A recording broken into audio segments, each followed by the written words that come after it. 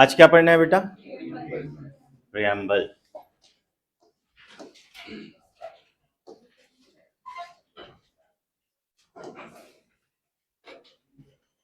What exactly preamble is? Introduction of the Constitution, preface of the Constitution, identity of the Constitution, philosophy of Constitution as well. बोलो बेटा.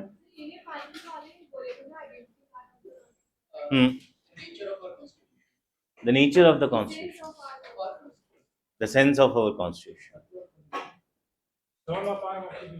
soul of our Constitution as well. Okay, और structure of Constitution as well. ठीक है. क्या बेटा? अब ये थोड़ा ज्यादा हो रहा है. Horoscope of the constitution. इसके अलावा और भी कुछ बेटा? See, when it comes to preamble, it is customary on the part of a written constitution to have preamble. Clear? Means there is no strict rules and regulation which says that every written constitution shall have a preamble. But majority of the written constitution across the globe have preamble. And the concept of preamble has been taken from the Constitution of USA. It is borrowed from.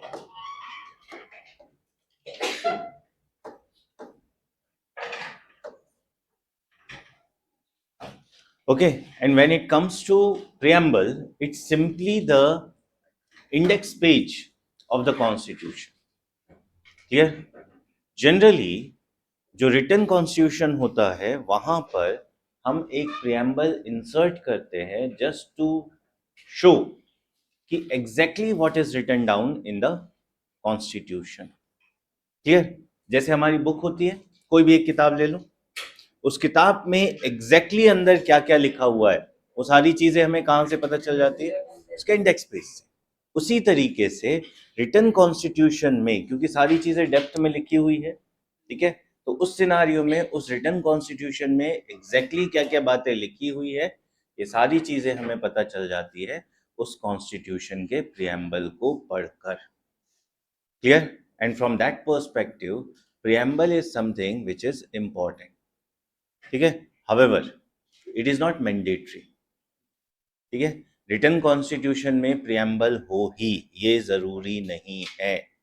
ठीक है. But what our founding fathers did when they brought the constitution, when they started drafting procedure of the constitution, they also inserted preamble. आई बात समझ में? How it was done? We all know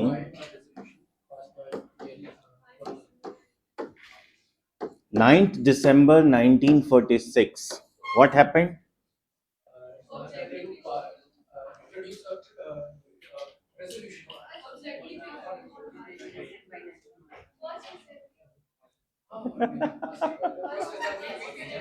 हाँ, शाबाश. Preamble पढ़ रहे हैं तो जरूर प्रियम्बल से ही जुड़ी बात होगी, है ना? 9th of December we had first meeting of Constituent Assembly. And then what happened on 11th of December?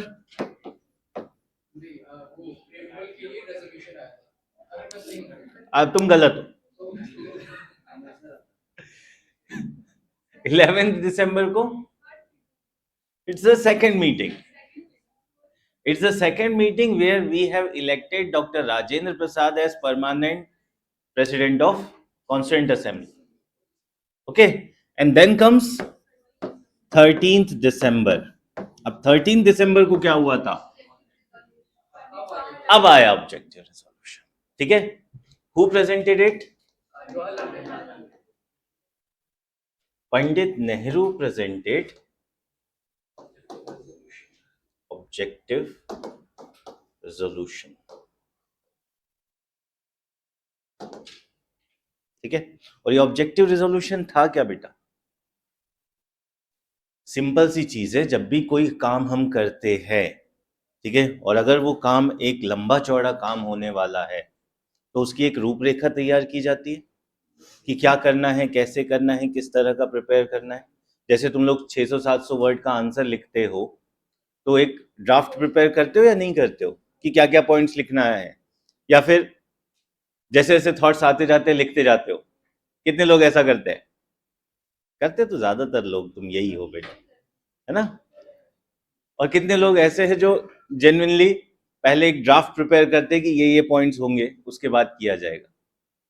बाकी लोग तो आंसर ही नहीं लिखते। वेरी गुड, ये सबसे बढ़िया। कभी कभी, है ना? हाँ, तुम सारे मध्यम मार्गी हो बेटा, है ना? कभी करना है, कभी नहीं करना।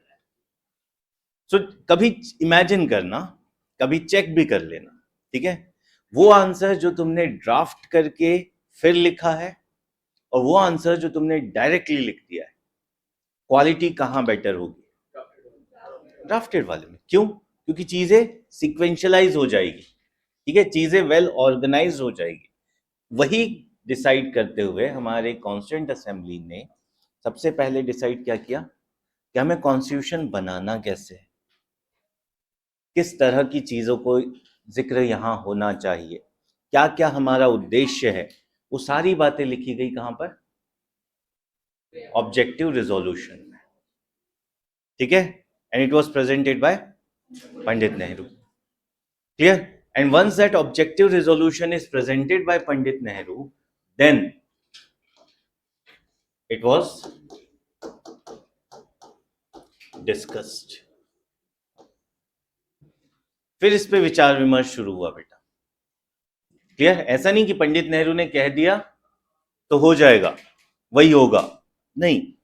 पंडित नेहरू के ऑब्जेक्टिव रिजोल्यूशन प्रेजेंट करने के बाद उस पर डिस्कशन हुआ, डिबेट्स हुए, अमेंडमेंट्स हुए, ठीक है। वो सारी चीजें होने के बाद on 22nd of January 1947 we adopted objective resolution।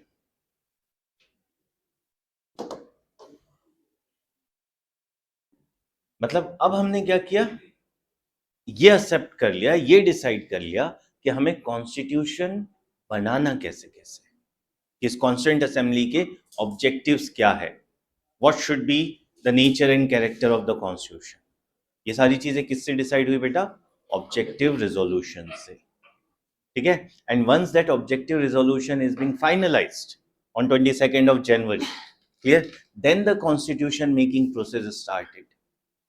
तो सबसे पहला काम संविधान सभा ने ऑब्जेक्टिव रिजोल्यूशन पे डिस्कशन का ही किया, ठीक है, और उस पर डिस्कशन करके उसको फाइनलाइज किया कि हमें एग्जैक्टली करना क्या है। इतना बात समझ में आ गई? ठीक है। Now once all the constitution has been done, finalised and adopted,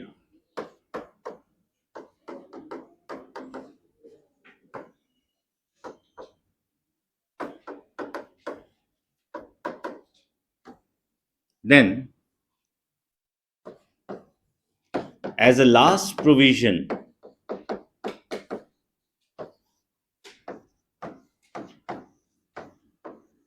preamble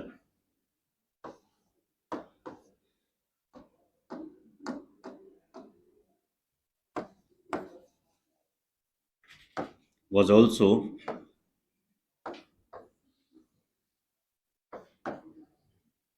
adopted।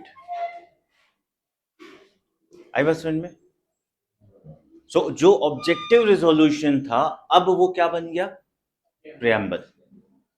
Clear? So initially it was presented as objective resolution, later on it was accepted as preamble of the constitution। Means संविधान सभा ने सबसे पहले किस चीज पे जिक्र किया? प्रियम्बल पर। और सबसे लास्ट में किस चीज को अडॉप्ट किया? प्रियम्बल। क्लियर? तो हमारा संविधान सभा का काम प्रियम्बल से शुरू होकर प्रियम्बल पे ही खत्म हुआ, ठीक है। बट जब शुरू हुआ था उसे ऑब्जेक्टिव रिजोल्यूशन कहा, और जब खत्म हुआ तब उसे क्या कहा? Preamble. Clear? These are certain facts related with preamble. ठीक है. अब अगर तुम लोगों ने प्रियम्बल पढ़ा हुआ है ना, पढ़ा ही होगा, मैंने कहा ही था, सामने ही रख रखा है ना.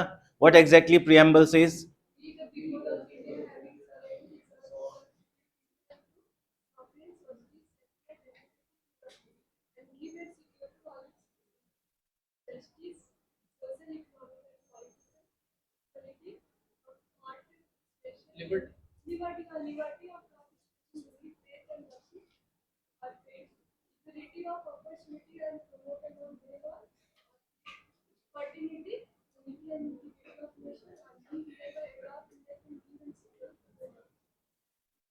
शाबाश.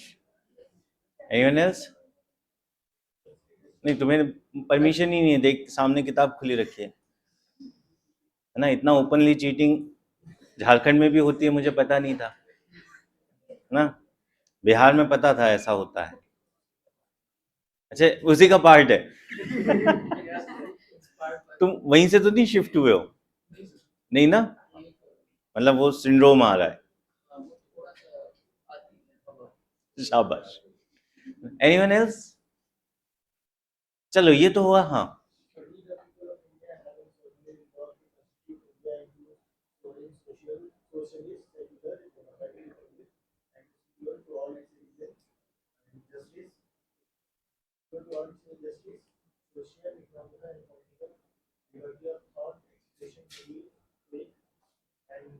हम्म हम्म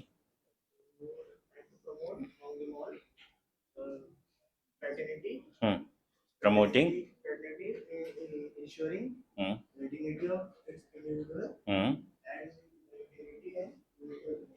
यूनिटी. हाँ, उसके आगे.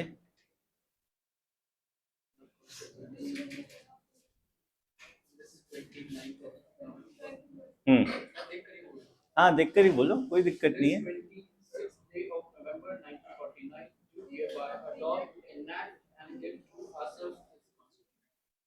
ठीक है, ये तो हुआ प्रियम्बल. अब प्रियम्बल पढ़ने के बाद हमें क्या चीजें पता चल रही है?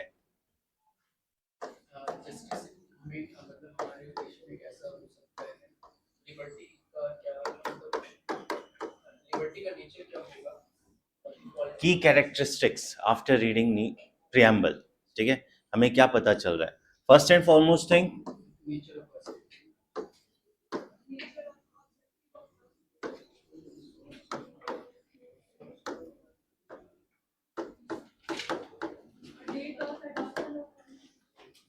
we'll go one by one बेटा. First and foremost thing is source of constitution.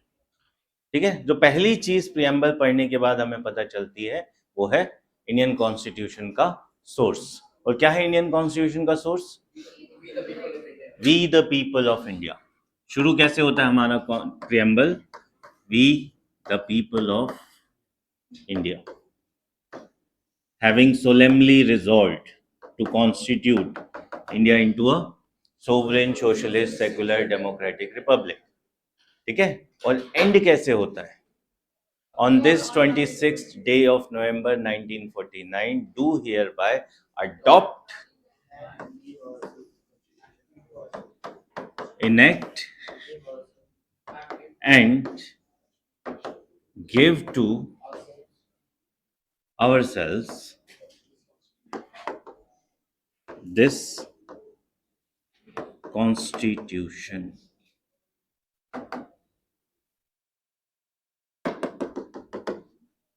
इसका मतलब क्या हुआ? हम भारत के लोगों ने ही दृढ़ संकल्पित होकर इस संविधान को बनाया. ठीक है, ये शुरुआत हुई और खत्म कहां से हुआ? इसे अडॉप्ट करते हैं, इनेक्ट करते हैं और खुद को सौंपते हैं. मतलब संविधान किसने बनाया? हमने.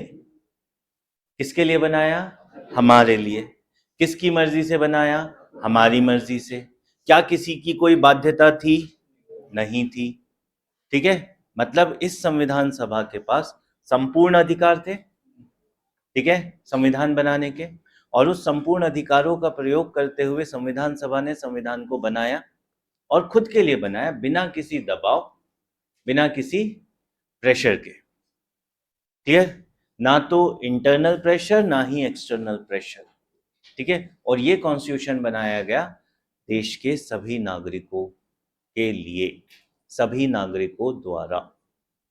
मतलब संविधान से बड़ा भी अगर कोई है इस देश में तो संविधान बनाने वाला है। और संविधान बनाने वाला कौन है? फिर अम्बेडकर। वी द पीपल, है ना? We the people, not Ambedkar, है ना? अम्बेडकर साहब को क्रेडिट देना है बट इतना ज्यादा नहीं, सॉरी अम्बेडकर साहब, है ना? So it is we the people of India. ठीक है? तो अगर हमें जरूरत पड़ी तो हम देश का संविधान बदल सकते हैं या नहीं बदल सकते?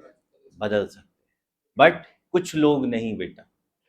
जब देश के 145 करोड़ लोग चाहे तब। और देश के 145 करोड़ लोग कब चाहेंगे बेटा? जब नरेंद्र मोदी चाहेंगे। सिंपल। बोल सकते नहीं, यही रियलिटी है। कैसे? It is we the people of India having elected प्रधानमंत्री Narendra Modi again and again. तो हमने अपनी पावर किसे सौंप रखी है? प्रधानमंत्री को। ठीक है? तो अगर वो काम कर रहे हैं, जो भी कर रहे हैं, वो किसके बिहाफ पे कर रहे हैं? हमारे बिहाफ पे ना। हम ही ने तो उन्हें पावर दे रखी है। ठीक है? पिछली बार पावर दे रखी थी मेजॉरिटी वाली, तो देख लो क्या धड़ल्ले से काम हुए थे। ठीक है? 370 हटा दिया, राम मंदिर बनवा दिया, ठीक है, नोटबंदी करवा दी, जीएसटी इंट्रोड्यूस करवा दिया, सारे काम हो गए। इस बार तुमने मेजोरिटी नहीं दी, 240 पे अटका दिया। कहां तो वो 400 पार की बात कर रहे थे, कहां तुमने 240 पे अटकाया, तो उसका रिजल्ट क्या हुआ? काम ही नहीं हो पा रहे बेटा। डिलिमिटेशन करने की वो लंबे समय से सोच रहे हैं, वो कर ही नहीं पा रहे। अब उसी के लिए गुणा भाग हो रहा है ना? और संभावना है कि ये गुणा भाग मॉनसून सत्र से पहले हो जाएगा, है ना? तो फिर से एक बार डिलिमिटेशन बिल आएगा, फिर से वो न्यूज में आएगा, फिर से करंट अफेयर्स में पढ़ना पड़ेगा। क्लियर? तो टेंशन हमारा बढ़ रहा है, काम वो कर रहे हैं, टेंशन हमारा बढ़ रहा है। Right? So this is what happens. दो parliament enjoys the power of people of India. So if parliament decides something, it is considered as the will of the people. ठीक है? इसीलिए कौन पार्लियामेंट को ही वो पावर दिया है to amend the constitution as well. ठीक है? और उस कॉन्स्टिट्यूशन को अमेंड करने के लिए पार्लियामेंट पूरा कॉन्स्टिट्यूशन भी चाहे तो बदलवा सकती है। ठीक है? बट जब पूरा कॉन्स्टिट्यूशन बदलने की बात होगी, वो काम पार्लियामेंट नहीं करेगी, रादर वो काम कौन करेगा? कॉन्स्टिट्यूएंट असेंबली, जिसे दोबारा से बनाया जाएगा। ठीक है? तो वो कॉन्स्टिट्यूएंट असेंबली तो खत्म हो गई। अब अगर हमें कॉन्स्टिट्यूशन, हाँ, तो हम ये थोड़ी ना कह रहे कि बदलने के बाद हम उस स्पिरिट ऑफ कॉन्स्टिट्यूशन को बदल देंगे। Keeping that spirit alive, we can change the constitution. ठीक है? Beyond that limit we can do anything. ठीक है? ये काम किया जा सकता है। The point here is that if someone is more important than constitution, क्योंकि रिटन कॉन्स्टिट्यूशन जब हम पढ़ रहे थे, there we have discuss that wherever there is a written constitution, it is constitutional supremacy. संविधान से बड़ा कुछ नहीं होता। ठीक है? But after reading preamble, what we can conclude, that if someone is above the constitution of India, it is the people of India. ठीक है? Collectively, not a single group, not a single section. Clear? So that is what the first thing which we get from preamble, the source of Indian constitution. बात clear है? ठीक है? कहानी सुन ली, अब लिख भी लो। सोर्स ऑफ इंडियन कॉन्स्टिट्यूशन हो गया, इसमें डैश करके लिखिएगा। Indian constitution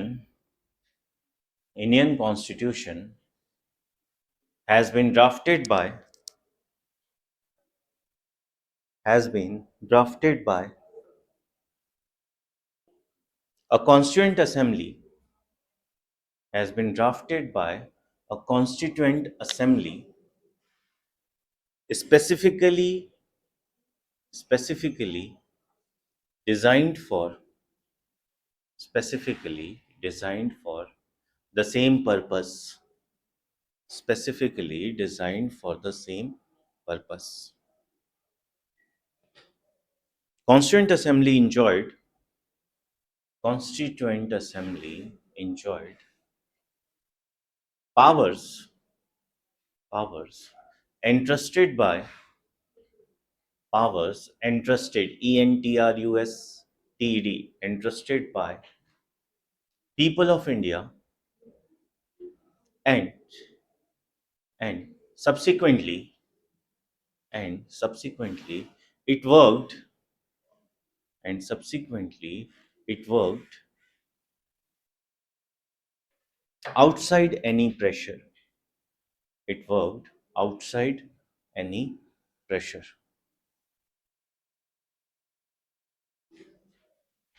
which simply means that which simply means that Constitution of India, which simply means that Constitution of India is prepared by Constitution of India is prepared by the people is prepared by the people for themselves for themselves. Okay? So that is what the first thing which we come across after reading preamble, the source of constitution. Okay? Then comes the second thing.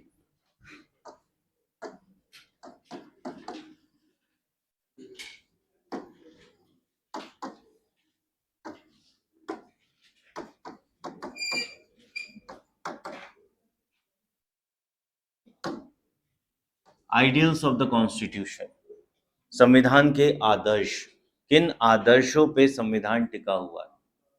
अगर मान लीजिए कि जो वहाँ पे legislature में जो हमने भेजे हैं हम्म वो तो पूरा का पूरा संविधान को बदल सकते हैं। हम्म तो जब वो बदलते हैं कुछ एक्ट जब वो पास करवाते हैं कभी कभी वो एक तरीके से ओपिनियन लेते हैं पब्लिक ओपिनियन, तो अगर ऐसा कर सकते हैं चाहे तो कर सकते हैं, but there may be certain legal इन्यूमररीज। कुछ ऐसे भी विधि विशेषज्ञ हो सकते हैं बेटा जो संविधान में संसद में ना हो, बट उनकी राय बहुत इंपॉर्टेंट है। कुछ इंपॉर्टेंट सजेशंस भी दिए जा सकते हैं जनता से, इससे पहले कि संविधान बनाकर उसका विरोध हो। क्या किया जाए कि उसका ड्राफ्ट ही जनता के सामने रख दिया जाए ताकि जनता के सजेशंस ले लिए जाए, और उसके बाद जनता के सजेशंस के बाद उसे डिस्कस करने के बाद अगर ठीक लगे तो उसे इनकॉर्पोरेट कर दिया जाए। इससे क्या होगा, एक कंसेंसस बिल्डअप हो जाएगा related with that particular bill.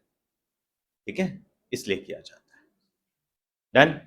Now the second thing which we come across after reading preamble is the ideals. Bharat का संविधान किन आदर्शों पर टिका हुआ है? ठीक है, तो कौन कौन से आदर्श है बेटा?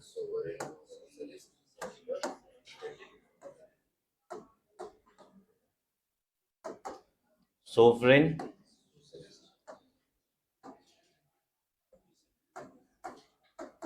Socialist,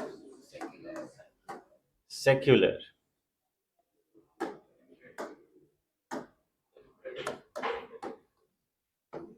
democratic, Republic.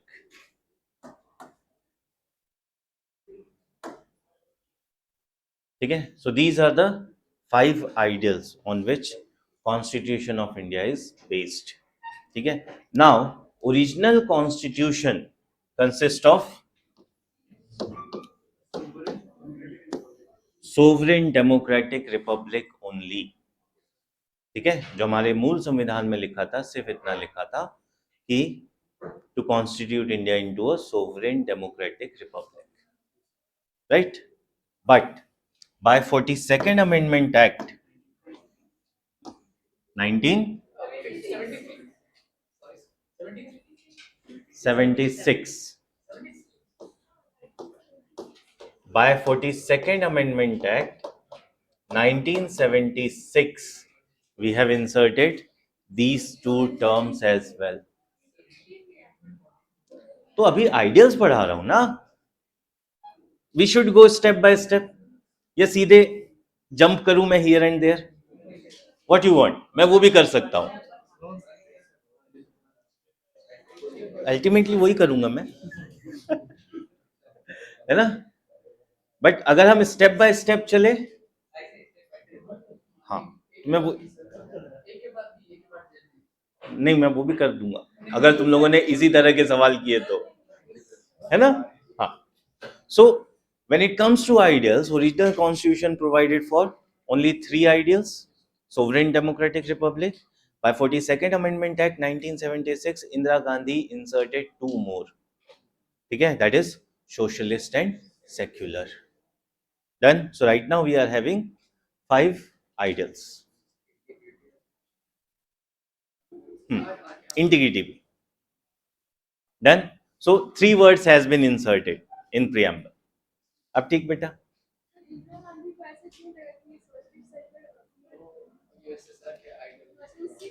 देखो, था कुछ ऐसा, कहानी कुछ ऐसी है कि 1966 में जब शास्त्री जी की डेथ हुई, उसके बाद इंदिरा गांधी प्रधानमंत्री बनी, तो Indira Gandhi was not the only competitor in that race. Morarji Desai भी थे, ठीक है, और मोरारजी देसाई तब भी थे जब जवाहरलाल नेहरू की मृत्यु हुई थी, तब भी मोरारजी देसाई प्रधानमंत्री बनना चाहते थे, ठीक है, बट कांग्रेस ने शास्त्री जी को चुन लिया, और शास्त्री जी क्योंकि वरिष्ठ थे इसलिए मोरारजी देसाई शांत हो गए कि हाँ ठीक है, आपने वरीयता को, वरिष्ठता को ज्यादा महत्व दिया है, ठीक है, तो शास्त्री जी का सम्मान करते हुए मैं भी इस चीज को अग्री करता हूं, right? But after Shastri's death, ठीक है, the ambitions of Morarji Desai rose again. Now there are 2 claimants, एक इंदिरा गांधी, दूसरे मोरारजी देसाई, ठीक है. इंदिरा गांधी ने साम दाम दंड भेद लगा के got that seat. Morarji Desai was not happy, ठीक है. तो अब इंदिरा गांधी को खुद की पोजीशन भी बनानी है विद इन कांग्रेस, पहली चीज, ठीक है. दूसरी चीज, इंदिरा गांधी को एक पावरफुल लीडर के रूप में भी इमर्ज होना है, just like her father. Clear? So started taking strong decisions, clear. और उन स्ट्रॉन्ग डिसीजंस में sidelining the senior leaders of Congress was the most important one, कि वो सारे कांग्रेस लीडर जो इंदिरा गांधी का अपोज कर रहे हैं या इन फ्यूचर करने की कैपेबिलिटीज डेवलप कर सकते हैं, उन्हें साइडलाइन किया जाए. कैसे? गवर्नर बना के भेज दो, गवर्नर बन जाएगा इंसान, उसका पॉलिटिकल रेजिग्नेशन हो जाता है एक तरीके से, तो फिर वो एक्टिव पॉलिटिक्स में पार्टी नहीं होता. ठीक है. So these things were done by Indira Gandhi, ठीक है. In 1971 we had a war with Pakistan. बोलो बोलो बोलो बोलो बोलो. बताओ क्या डाउट आया? In 1971 we had war with Pakistan, है ना, और वहां हमने एक नया देश क्रिएट करवा दिया, बांग्लादेश, ठीक है. अब बांग्लादेश तो बन गया, बट इंदिरा इतना स्ट्रॉन्ग पोजीशन में अभी भी है क्या? नहीं. क्यों? क्योंकि 1974 में हम एक और कांड करने वाले हैं. 1974 में हमने न्यूक्लियर एक्सप्लोजन कर दिया, ठीक है, और उस न्यूक्लियर एक्सप्लोजन का परिणाम यह हुआ कि वेस्टर्न कंट्रीज की तरफ से हमारे ऊपर सैंक्शंस लग गए, ठीक है. बट रशिया हमारा एक बहुत अच्छा दोस्त बन के उभरा था इस टाइम तक, ठीक है. दूसरा, इस टाइम तक आते आते इंदिरा गांधी का एरोगेंस बहुत ज्यादा बढ़ गया था, क्योंकि लीडर्स को तो ऑलरेडी साइडलाइन कर दिया, अब डिक्टेटोरियल टेंडेंसीज आ गई है, राइट? जैसे अभी चल रहा है बेटा. The only thing which is important in this nation right now is Narendra Modi. इससे ज्यादा जरूरी कुछ है क्या? नहीं, ठीक है. अगर आप मोदी जी को कुछ भी कहो तो पूरा देश तो नहीं, बीजेपी बोलना शुरू कर देती कि आप भारत के खिलाफ ऐसा कैसे बोल सकते हो। ये हो रहा है या नहीं हो रहा है? आप मोदी के अगेंस्ट बोलो, सबको लगता है भारत के अगेंस्ट बोला जा रहा है, ठीक है। फिर आपको देशद्रोही करार दे दिया जाता है, फिर आपको पाकिस्तानी बोल दिया जाता है, ठीक है। वो तो योगी जी का मॉडल है कि बुलडोजर से घर तोड़वा दो, क्लियर। बट एग्जैक्टली क्या हुआ था 1970s में कि इंदिरा बिकेम इंडिया, ठीक है, कि जो इंदिरा है ने कह दिया वही इंडिया है, उससे बाहर कुछ नहीं, clear. And because of that protest against Indira Gandhi started within Congress, outside Congress as well, clear. अब इंदिरा का ही अपोज होना शुरू हो गया है और इंदिरा डिक्टेटोरियल टेंडेंसीज में काम कर रही है। तो इस सिनारियो में इंदिरा गांधी को इमरजेंसी लगानी पड़ी, ठीक है। या ये भी कहा जा सकता है कि it was personal ambition of Indira Gandhi to curtail the opposition, clear. But उस कंडीशन में भी what Indira wanted to gain friends from outside as well as from the domestic territory, clear. इसीलिए उन आउटसाइड फ्रेंड्स को अपीज करने के लिए we added the word socialist, ठीक है, ताकि जो सोवियत यूनियन से हमारी दोस्ती है उसे एक नई दिशा मिले। पहली चीज, इस वर्ड को ऐड करके दूसरा मैसेज जनता को भेजा जाना है, क्या? कि हम समाजवादी है। समाजवादी मतलब जनता के कल्याण के लिए काम करने वाले हैं, तो हम तुम्हारे लिए ही काम कर रहे हैं, इसलिए देखो हमने सोशलिस्ट वर्ड ऐड कर दिया, क्लियर। ये चीज। तीसरी चीज, उस समय कुछ रीजनल सेसेशनिस्ट मूवमेंट चल रहे थे इस देश में, अलगाववादी आंदोलन, जिसमें सबसे इंपॉर्टेंट आंदोलन चल रहा था पंजाब में, खालिस्तानी, भिंडरावाला, ठीक है। उसे कर्टेल करने के बाद, उस पे स्ट्रॉन्ग एक्शन लेने के बाद, देखो दो तीन चीजें चल रही थी बेटा। एक, पंजाब में खालिस्तानी, जम्मू कश्मीर में अलगाववादी, ठीक है, और तमिलनाडु में एलटीटी वाला क्राइसिस, ठीक है। और ये सारी के सारी चीजों में कहीं ना कहीं रिलीजियस एस्पेक्ट भी जुड़ा हुआ था। तो अगर इंदिरा गांधी पंजाब में सिखों के खिलाफ कुछ करती है तो माना जाएगा कि इंदिरा गांधी सिखों का दमन कर रही है, ठीक है। जम्मू कश्मीर में अगर कुछ करती है तो माना जाएगा मुसलमानों का दमन हो रहा है, ठीक है। साउथ इंडिया में, तमिलनाडु में अगर कुछ करती है तो माना जाएगा कि तमिलियंस का को सप्रेस किया जा रहा है।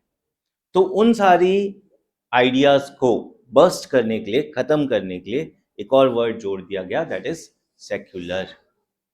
कि जो भी हम कर रहे हैं it is administrative policies, otherwise state is having no biasness towards any particular religion, clear. So these were the rationale behind adding these two words in 1976, socialist and secular, clear है।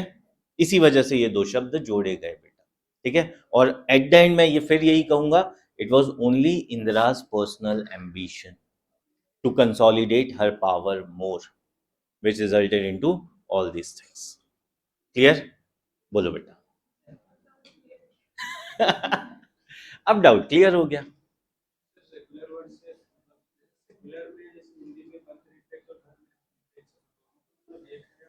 अलग अलग है, अलग अलग है, अभी उस पर भी बात करते हैं, ठीक है। तो ये कहानी समझ में आ गई कि क्यों ये दो वर्ड इंसर्ट किए गए, ठीक है। अब ये पांचों वर्ड के मतलब समझ ले। Now what exactly the word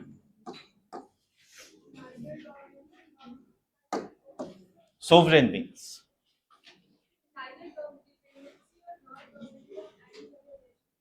Okay, good. What exactly sovereign means?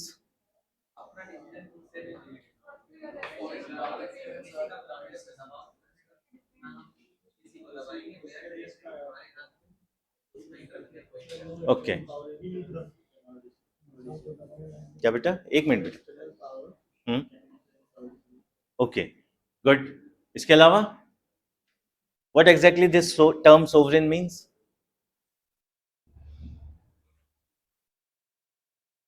It simply means that India as a state shall be independent in its decision making. अपने निर्णयों को लेने में भारत पूर्ण रूप से स्वतंत्र है और इन निर्णयों को बिना किसी आंतरिक अथवा बाहरी दबाव के लिया जाएगा। क्लियर? मीन्स एक्सटर्नल प्रेशर तो नहीं ही होगा, साथ ही साथ इंटरनल प्रेशर भी काम नहीं करेगा when it comes to India as a state. ठीक है? एग्जाम्पल, जब नोटबंदी हुई थी तुम लोगों से पूछा था क्या कि कर दे क्या? नहीं, सीधे कर दिया था। फार्म लॉस जब लेकर आए थे तब तुम लोगों से पूछा था क्या? नहीं। अभी एसआईआर करवा रहे हैं तुम लोगों से पूछ के किया क्या? नहीं ना।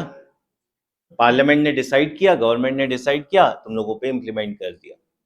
सो as the case with GST means when we have already created a mechanism to represent will of the people in the form of parliament, whatever parliament decides, it is the final decision.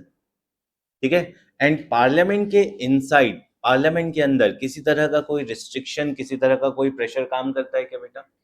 No, there they enjoy complete autonomy and freedom. Clear? So when it comes to parliament, clear, parliament is completely free from any internal or external pressure. ठीक है? अगर parliament पे pressure भी create करना है, government पे pressure भी create करना है, it has to be by the members of parliament only. ठीक है? Only they can do that. We the people of India can not do anything. ठीक है? क्या बेटा? सुप्रीम कोर्ट तब करेगा जब पार्लियामेंट कुछ कर लेगा। जब बिल पास हो गया, एक्ट बन गया, उसके बाद सुप्रीम कोर्ट डिसाइड करेगा। बट जब तक वो बिल है, जब तक वो पार्लियामेंट डिसाइड कर रही है, वहां सुप्रीम कोर्ट नहीं कह सकता कि ये करो, वो ये मत करो। और अगर सुप्रीम कोर्ट ऐसा कह रहा है तो वो गलत कह रहा है। ठीक है? ये चीज done. So India as a state is sovereign, independent to make its decisions internally as well as externally. Clear? When Galwan happened in 2020, याद ही होगा, गलवान वैली पे क्लैश हुआ था इंडिया चाइनीज ट्रूप्स का। ठीक है? Different countries wanted to mediate between India and China to ease the tension, India refused. उससे पहले डोकलाम हुआ था, कुछ 3-3.5 महीने भारत और चीन की सेना आमने सामने बैठी हुई थी बेटा। ठीक है? यूएस रिक्वेस्टेड और US called India to mediate, India refused. Clear? Russia called India that they will mediate between India and China to ease the tension. India also refused. ठीक है? Then Pakistan also called that we will mediate. ठीक है? India also refused. Clear? That it is a bilateral issue between India and China. ठीक है? We don't need any third nation's interference. Clear? So as the case with Pakistan. जब भी पाकिस्तान को लेकर कोई भी तीसरा देश कुछ भी बोलने की कोशिश करता है, हम क्या कहते हैं? It is a bilateral issue of India and Pakistan. ठीक है? India has the capabilities to decide on its own. ठीक है? वो अलग बात है कि डोनाल्ड ट्रंप साहब कहते हैं कि मैंने ऑपरेशन सिंदूर रुकवाया। ठीक है? और हमें इस ऑपरेशन सिंदूर को रोके जाने की खबर भी उनके ट्वीट से मिलती है। क्लियर? और उसके बाद ऑपरेशन सिंदूर रुक भी जाता है।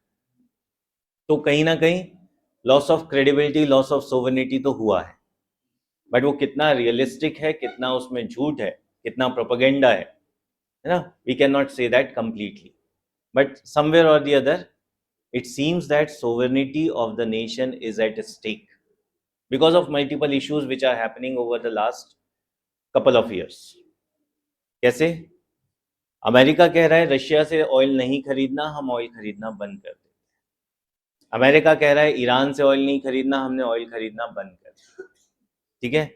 अमेरिका कह रहा है ऑपरेशन सिंदूर है तो है, अमेरिका ने कहा बंद तो बंद। क्लियर? उसके बाद अमेरिका हम पे टैरिफ लगा रहा है, हम कुछ नहीं कर रहे। ठीक है? फिर अमेरिका ही अपनी मर्जी से टैरिफ रिमूव भी कर दे रहा है और हम उससे ज्यादा रिमूव कर दे रहे हैं।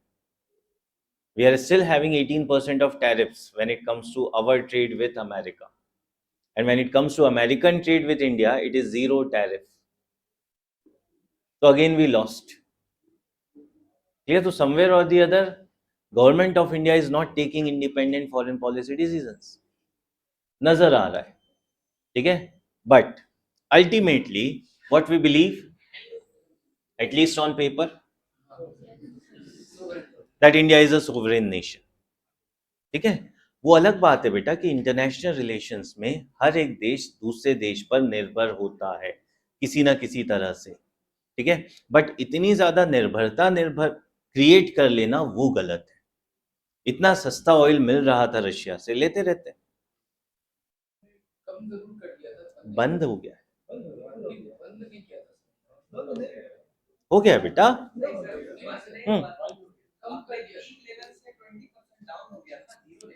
अभी रिसेंट का स्टेटस देख लो। अभी बढ़ गया है। अभी इसलिए बढ़ गया है क्योंकि सैंक्शंस जो है वो ईज कर दिए गए हैं अमेरिका द्वारा।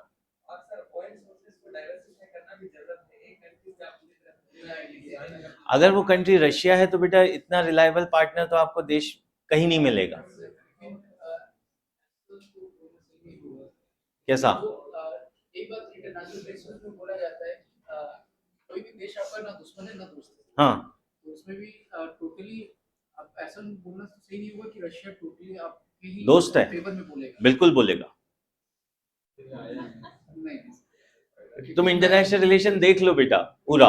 मतलब उसमें मैं वो पाकिस्तान वाले के रेस्पेक्ट में उन्होंने भी पाकिस्तान की भी कुछ मामलों में मदद की। हाँ, तो वो अपना सामान बेचेंगे ना, बट जब बात इंडिया की आ जाएगी, ठीक है, तो वो इंडिया को ही सपोर्ट करेगा। वरना अगर कोई और देश होता बेटा, हम अमेरिका के कहने पे अपना ऑयल कम कर रहे हैं, खत्म कर रहे हैं, तो उस सिनारियो में कोई दूसरा देश तो दुश्मनी मोल ले लेता ना इंडिया से। रशिया अभी भी कह रहा है कि इंडिया के interest will be protected by them. ठीक है, ये बताता है कि भारत और रूस कितने अच्छे दोस्त हैं। ठीक है, क्योंकि दोनों का मिशन एक है, राइट, टू काउंटर यूएस। ठीक है, चाइना नहीं, चाइना में रशिया और चाइना दोस्त ज्यादा बेहतर है हमारे कंपैरिजन में। ठीक है, सो वो सिनारियो, बट वो इंटरनेशनल रिलेशन है। But the point here is when it comes to sovereignty somewhere or the other is put into stake by different geopolitical conditions. ठीक है, उसी तरीके से domestically as well there are certain threats which are emerging for sovereignty. For example, well, as I have given you the example of farm laws, याद होगा तो Covid से पहले 3 कृषि कानून आए थे अध्यादेश के जरिए, और उस कृषि कानूनों के विरोध में पूरा पंजाब, हरियाणा, उत्तर प्रदेश सड़कों पे उतर आया था, दिल्ली को घेर लिया गया था। ठीक है, वो घेराव लगभग 9-10 महीने चला था।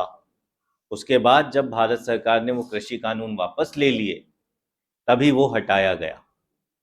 ठीक है, बट उसे भी हम प्रेशर नहीं कहेंगे, क्यों? क्योंकि 9-10 महीने बाद डिसीजन लिया गया। कंपल्शन क्रिएट होता तो with in a month, with in 2 months वो डिसीजन ले लिया जाता। वो गवर्नमेंट ऑफ इंडिया का ही डिसीजन था, विदाउट एनी एक्सटर्नल प्रेशर, कि वो फार्म लॉज वापस लिए गए हैं। एक्चुअल रीजन उसका ये था कि पंजाब में चुनाव होने वाले थे, इसलिए बोले कृषि कानून वापस ले लेते हैं, पंजाब में हो सकता है चुनाव जीतने की संभावना बढ़ जाए। ठीक है, बट फिर भी हार गए। ठीक है, आम आदमी पार्टी चुनाव जीत गई थी, right. So this is what the scenario. So what we see that somewhere or the other we consider India as a nation sovereign, but we have so many of instances where we believe that sovereignty is being threatened, ठीक है, by some or the other events or by some of the other individuals. ठीक है, sometimes what happens बेटा, plane hijack happens, है ना, जिसकी वजह से हमें कुछ ऐसे डिसीजन लेने पड़ते हैं जो हम नहीं लेना चाहते, that is out of compulsion, वहां पे सोवेनिटी थ्रेटन हो जाती है। ठीक है, some Maoist movement, counter insurgency movement, there are so many instances where government of India can also be compelled to do certain things. ठीक है, but other than that India is a sovereign state. ठीक है, जो अपने decisions खुद लेती है। आई बात समझ में? The term sovereign means clear है? चलिए लिखिए। The term sovereignty refers to capability of the state to take independent decisions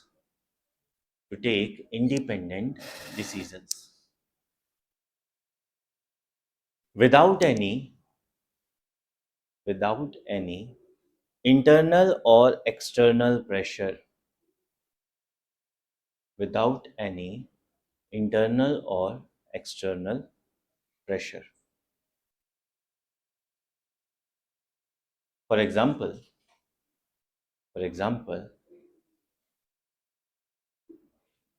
India as a sovereign state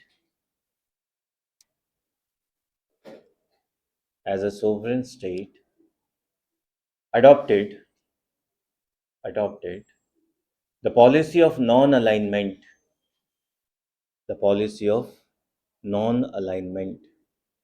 at the commencement of the constitution.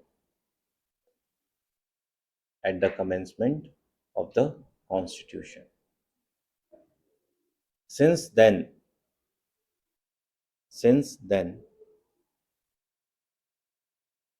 it is only national interest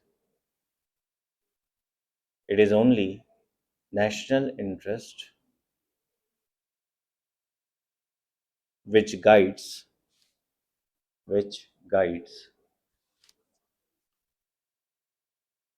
India's policy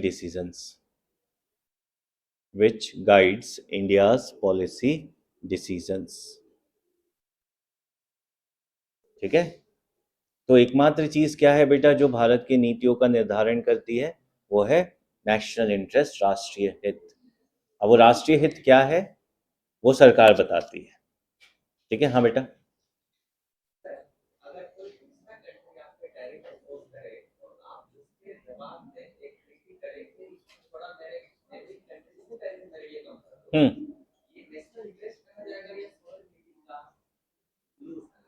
ये sovereignty को loose किया जा रहा है। ठीक है? Somewhere or the other it is losing sovereignty as well. दूसरी country पे हमारा कोई कंट्रोल नहीं है, बट हमें इतना पावरफुल तो खुद को बनाना होगा ना कि उस कोई दूसरा कंट्री हम पर अपनी कंडीशंस इंपोज ना कर पाए। तो डेवलपिंग कंट्री तो है, बट उस डेवलपिंग कंट्री के पास भी तो 145 करोड़ का पावर है ना।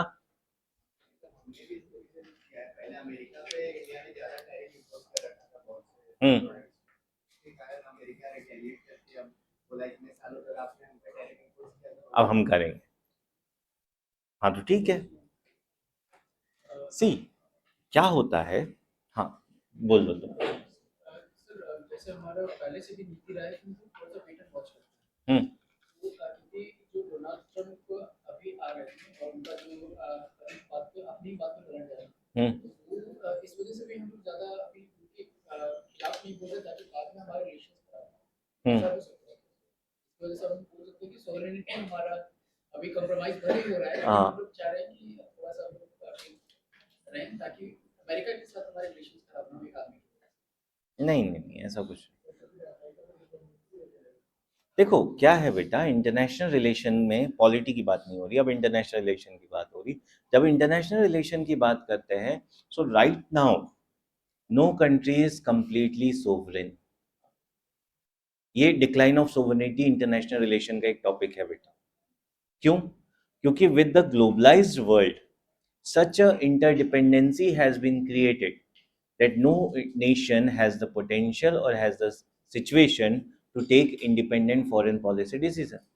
हर एक देश किसी दूसरे देश पे निर्भर है ही किसी ना किसी चीज़ों के लिए, कुछ ना कुछ कारणों से। ठीक है? तो कोई भी देश क्या खुद को सोच विचार करके सिर्फ और सिर्फ खुद के नजरिए से पॉलिसी बना सकता है? नहीं बना सकता। ठीक है, so it is loss of sovereignty for every single nation. Clear? तो वो सोवेनिटी तो थ्रेटन हो गई है, but right now we are discussing sovereignty as a concept कि सोवेनिटी का मतलब क्या होता है। ठीक है, तो कॉन्सेप्ट जब हम पढ़ रहे हैं तो हमें उसे एब्सोल्यूट टर्म्स में पढ़ना होगा कि what exactly the concept means, right? कि इंडिपेंडेंट फॉरेन पॉलिसी डिसीजन। ठीक है, अब रही बात ऑपरेशन सिंदूर की, तो उसके पीछे की कहानी भी सुन लो कि क्यों रोका हमने। ठीक है, we attacked nuclear facility of Pakistan. ठीक है, वो एक फैसिलिटी पे अटैक हो गया था अनइंटेंशनली, जहां पे पाकिस्तान के परमाणु हथियार रखे हुए थे। ठीक है, जिसकी वजह से रेडिएशन का खतरा था और न्यूक्लियर वॉर होने का खतरा था। ठीक है, इसीलिए हमने विनिंग पोजीशन से भी वो सीज फायर डिक्लेयर किया। ठीक है, that was the only reason why we stopped it. ठीक है, और उस फैसिलिटी पर अमेरिकन सोल्जर्स भी हुआ करते थे। ठीक है, तो जिसकी वजह से अमेरिका भी इन्वॉल्व हो गया था। ठीक है, ये कारण है ऑपरेशन सिंदूर को रोकने का, जो तुम लोगों को नहीं बताया जाता है। ठीक है, ये अंदर की खबरें हैं। ठीक है, कि ऐसा थ्योरीज है, मेरे को कहाँ से पता? है ना, कुछ तो गड़बड़ है ना, वो गड़बड़ रहने दो। क्या? नहीं नहीं नहीं, मैं नहीं गया था बेटा वहां पे, है ना, मैं धुरंधर को भेज दिया था।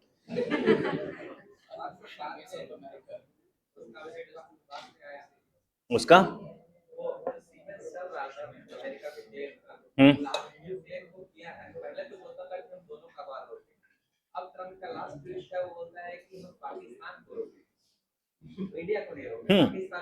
हाँ,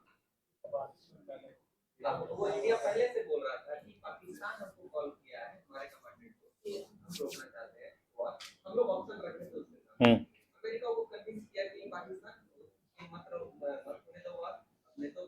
हम्म अब पाकिस्तान की ज्यादा जरूरत है ना, इसलिए, क्योंकि ईरान में लड़ने के लिए पाकिस्तान की अब थोड़ी ज्यादा, इंडिया तो सपोर्ट करेगा नहीं, इसलिए अब पाकिस्तान के फेवर में बातें कही जा रही। तो जहां जरूरत होगी बेटा, इंसान वहां मुड़ जाता है। इंटरनेशनल रिलेशन का यही एक क्राइटेरिया है। ठीक है, कि जहां जरूरत हो उसके साथ दोस्ती कर लो, और जहां दोस्ती की जरूरत नहीं है उससे दुश्मनी कर लो, बात खत्म। ठीक है, डन। तो सोवरेनिटी समझ में आ गया। नाउ द सेकेंड वर्ड,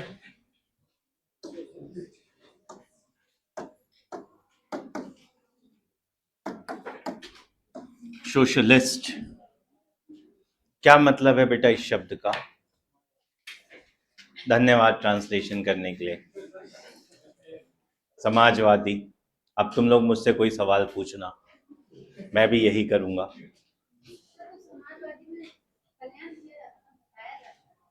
तो मैं थोड़ी ना हूं समाजवादी। क्या है बेटा समाजवाद?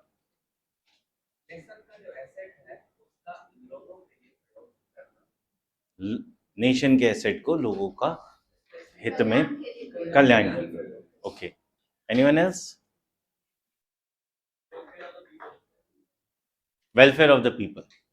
ठीक है, इसके अलावा मीन्स ऑफ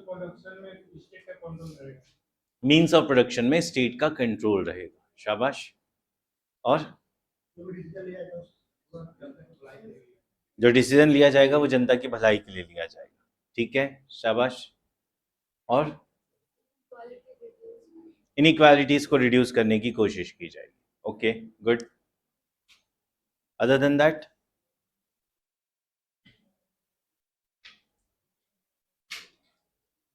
बोलो ना। सी,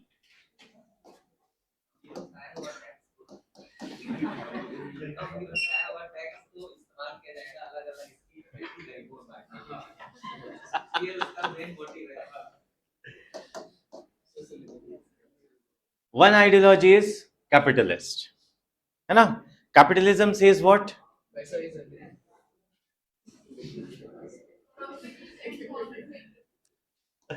Capitalism says individual liberty is something which is very important. व्यक्तिगत स्वतंत्रता बहुत ज्यादा जरूरी है. हर व्यक्ति जानता है कि उसे पैसे कैसे कमाने हैं. ठीक है, हर व्यक्ति जानता है कि उसके जीवन के सुख और दुख क्या है. तो व्यक्ति को स्वतंत्रता दे दो, वो खुद डिसाइड कर लेगा. और जब हर एक व्यक्ति डिसाइड कर लेगा कि उसका फायदा किस चीज में है, तो वो अपने फायदे के लिए काम करेगा. और जब हर व्यक्ति का फायदा हो जाएगा तो अपने आप देश का भला हो जाएगा. ये कैपिटलिस्ट आइडियोलॉजी है बेटा. ठीक है, to give complete liberty to individuals. ठीक है, अब कंप्लीट लिबर्टी अगर इंडिविजुअल्स को दे दिया जाएगा तो what will be the role of state. राज्य क्या करेगा?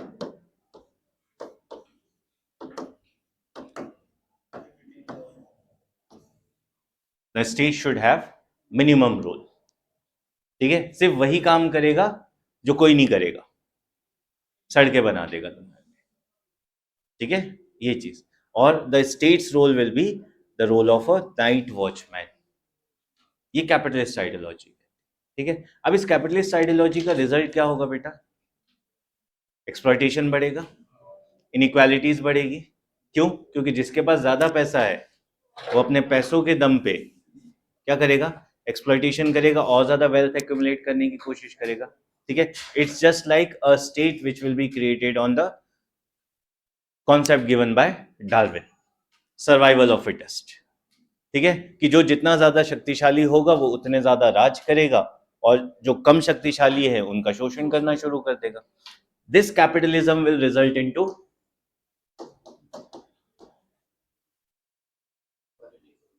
इनइक्वालिटी, है ना. उसके अलावा कंसंट्रेशन ऑफ वेल्थ, राइट. जनता का एक्सप्लॉयटेशन भी होगा. ये और इसी के लिए इसके अगेंस्ट एक काउंटर आइडियोलॉजी डेवलप हुई, that is the ideology of communism. ठीक है, और कम्युनिस्ट आइडियोलॉजी क्या कहती है? That all the resources belongs to the community. सभी के संसाधन है. क्लियर? उसके अलावा स्टेट है ही नहीं. It is a stateless society. ठीक है, तो सारे संसाधन किसके पास है? कम्युनिटी के पास. सारे रिसोर्सेस अवेलेबल किसके लिए है? कम्युनिटी के लिए. Means each and everything belongs to you. Each and everything will be utilized by you only. सब कुछ आप ही के द्वारा बनाया जाएगा, सब कुछ आप ही के कंट्रोल में होगा और सब कुछ आप ही के लिए होगा. क्लियर? और जिसे जितनी जरूरत हो वो उतना उपयोग कर ले. राइट? ये क्या है? कम्युनिज्म. ठीक है, which one is good, capitalism और कम्युनिज्म?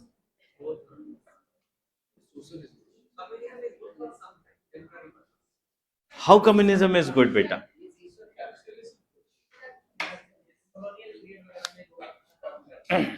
नहीं,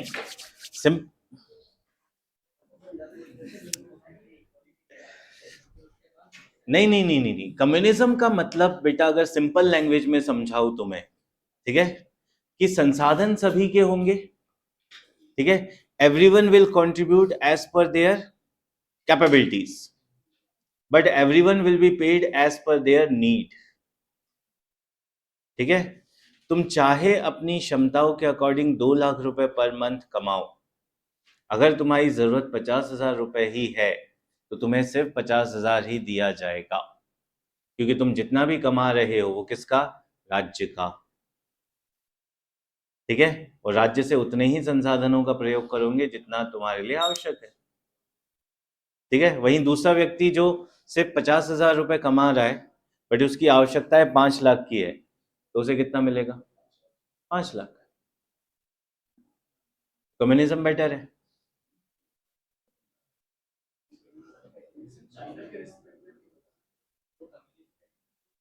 no country is communist right now बेटा. तो रिसोर्स तो कम है वहाँ पे चाइना के लिए ऐसा बोला जाता है कि उन्होंने अगर अपने आप को कम्युनिस्ट बोल रखा है वो बोलने की बात है जैसे उन्होंने अपने एक तबके को थोड़ा सा गरीब रखा है चीप लेवल और चीप लेवल बनेंगे तो फिर उनके जो एक्टिविटीज उनके लिए बहुत ये सही स्टेटमेंट इससे इंडिया के रिस्पेक्ट में लागू है नहीं, इंडिया के रिस्पेक्ट में नहीं. इंडिया हम अपना अलग रास्ता चुन रहे हैं, है ना. तो कम्युनिज्म सही है या गलत है बेटा? गलत है ना. क्यों? It will create redundancy. कोई काम क्यों करना चाहेगा जब सारी जरूरतें स्टेट पूरी कर रहा है? तो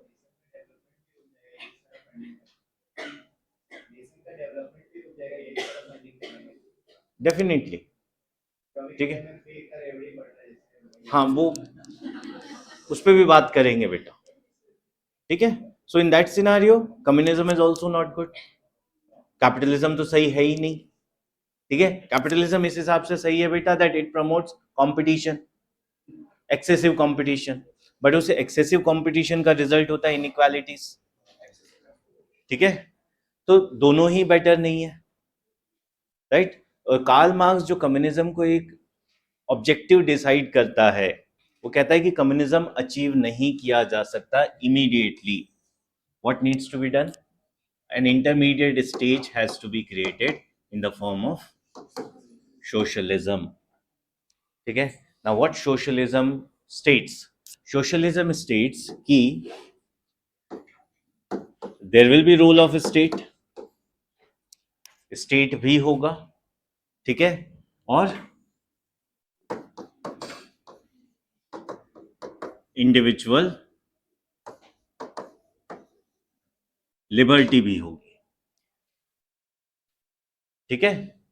और इस इंडिविजुअल लिबर्टी की वजह से जो भी एक्सप्लॉयटेशन हुआ है या जो भी एक्सप्लॉयटेशन हो रहा है उसे रोकने का काम कौन करेगा? स्टेट. तो कैपिटलिज्म का जो ड्रॉबैक है कि कैपिटलिज्म से एक्सप्लॉयटेशन हो रहा है, इनइक्वालिटीज क्रिएट हो रही है, उस एक्सप्लॉयटेशन को रोकने का काम कौन करेगा? स्टेट. साथ ही साथ स्टेट क्या करेगा? वेलफेयर, टू प्रमोट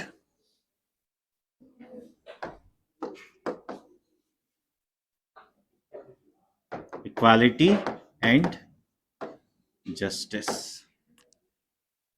न्याय करने के लिए, समानता लाने के लिए राज्य क्या करेगा बेटा?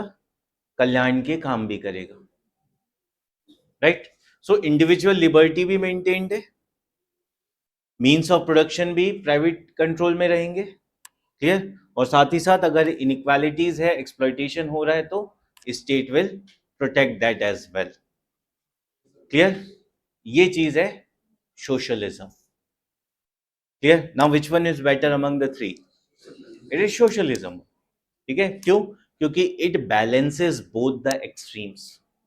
पूंजीवादी और साम्यवादी दोनों एक्सट्रीम के बीच का जो सिचुएशन है that is socialism, Samajwadi, right. But यहां पर जिस सोशलिज्म को हमने अडॉप्ट किया है,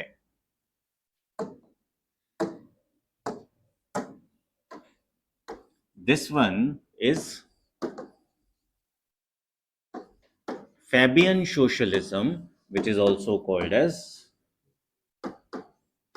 democratic socialism. Clear? We haven't adopted socialism as given by Karl Marx. ठीक है. मार्क्स जो सोशलिज्म देता है that is called as scientific socialism. और उस साइंटिफिक सोशलिज्म में state always remains in the hands of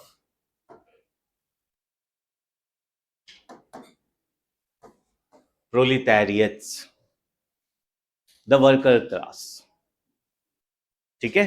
और वर्कर क्लास को रिप्रेजेंट कौन करता है? The only one party that is communist party और द वर्कर्स पार्टी, ठीक है. तो रशिया जो है वो मार्क्स की आइडियोलॉजी पे सोशलिस्ट है. चाइना जो है वो माओ की आइडियोलॉजी पे सोशलिस्ट है, ठीक है, बट कहने को कम्युनिस्ट कंट्रीज है, डन। बट इंडिया में क्या है, स्टेट किसके कंट्रोल में है बेटा?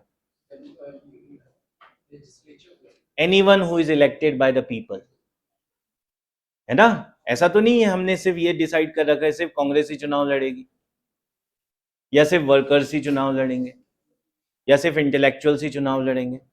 Anyone can contest election, clear, anyone can assume power, और जो भी पावर अज्यूम करेगा वो ये सारे काम करेगा बेटा, क्लियर। तो सोशलिज्म तो है, बट हमारा सोशलिज्म अलग है, किससे?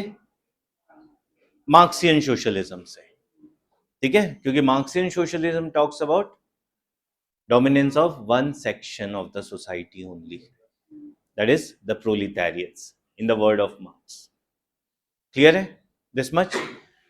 और इस फैबियन सोशलिज्म में को अडॉप्ट करने के बाद what we have also adopted, we have adopted a mixed model of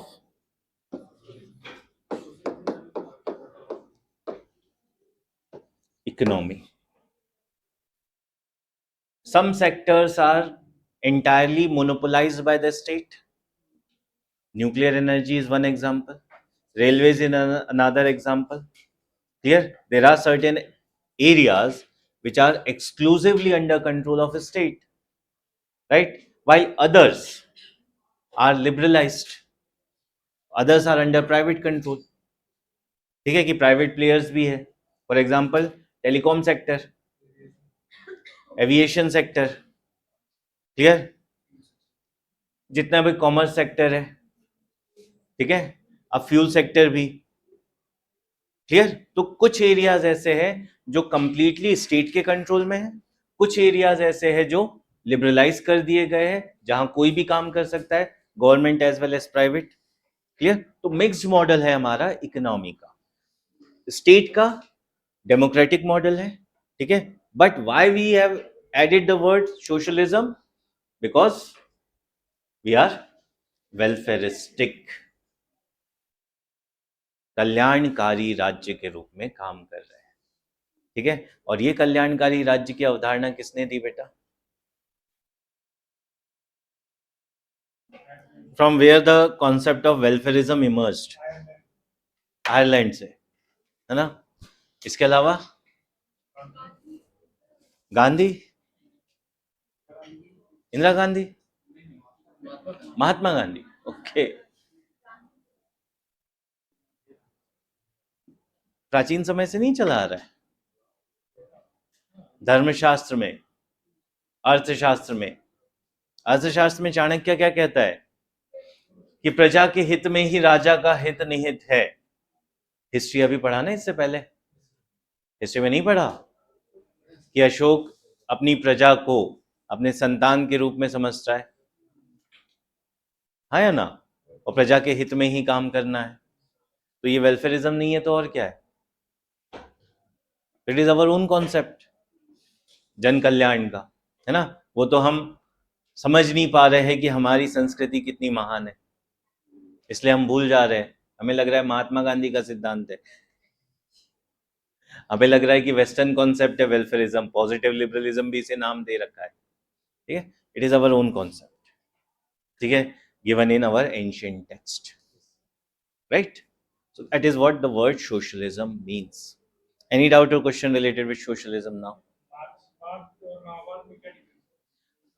मार्क्सवाद और माओवाद में डिफरेंस ये है कि मार्क्सवाद कहता है कि जो बुर्जुआ है, कैपिटलिज्म है, उसे खत्म करने के लिए एक रिवॉल्यूशन करना पड़ेगा, और उस रिवॉल्यूशन के बाद सर्वहारा वर्ग की तानाशाही स्थापित होगी, डिक्टेटरशिप ऑफ प्रोलेटारिएट, और वो गवर्न करेगा नेशन, ठीक है। तो वो सिर्फ वायलेंट रिवॉल्यूशन की बात करता है कार्ल मार्क्स, किस लिए? To change the regime. But जब माओ की बात होती है, माओ कहता है रिवॉल्यूशन करने के लिए तो बंदूकों की, हथियारों की जरूरत है ही, किंतु शासन चलाने के लिए भी बल एवं हथियारों की आवश्यकता है। माओ का सिद्धांत ये कहता है कि शासन बंदूक की नोक से चलता है। ये माओ है। कार्ल मार्क्स क्या कहता है कि सिर्फ सत्ता परिवर्तन करने के लिए हिंसा की जरूरत है, उसके बाद वापस से नॉर्मल से। ठीक है, ये मेन डिफरेंस है बेटा माओ में और मार्क्स में। ठीक है, डन। चलिए लिख ले, या लिखने की आवश्यकता नहीं है या नहीं है? लिखवा दीजिए, है ना।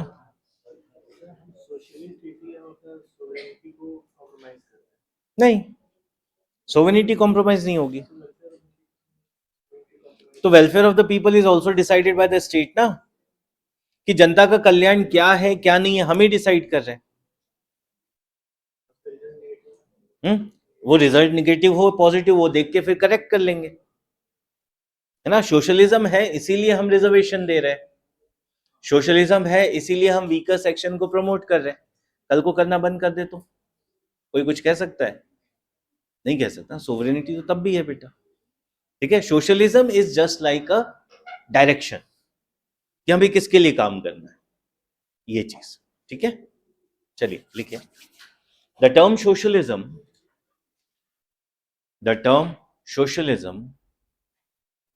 has been inserted the term socialism has been inserted in the constitution by 42nd amendment act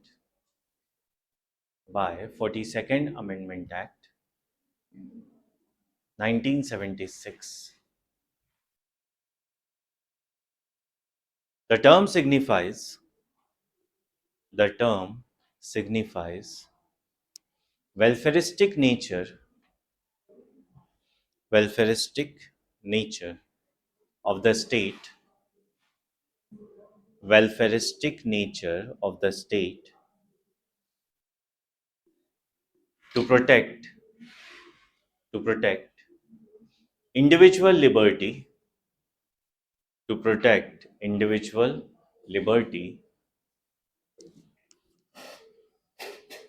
for every single individual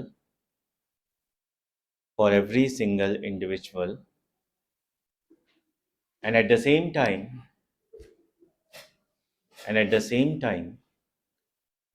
promoting social justice by reducing inequalities by reducing inequalities and exploitation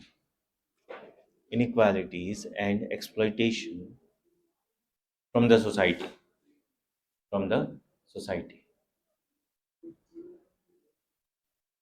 In other words,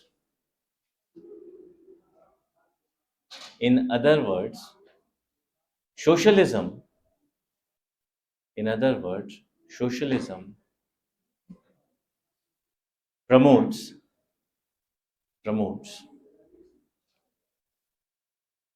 welfare of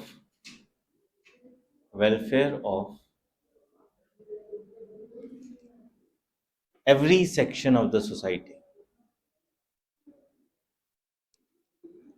Welfare of every section of the society. India has adopted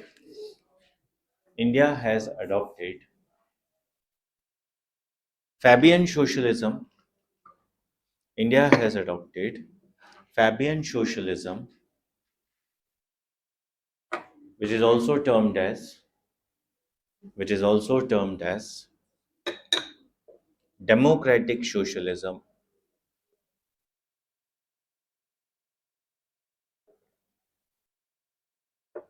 Which is also termed as democratic socialism. Okay, along with mixed model of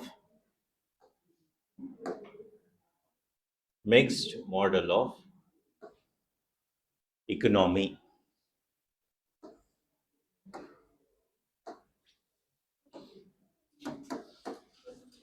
Next word is secular.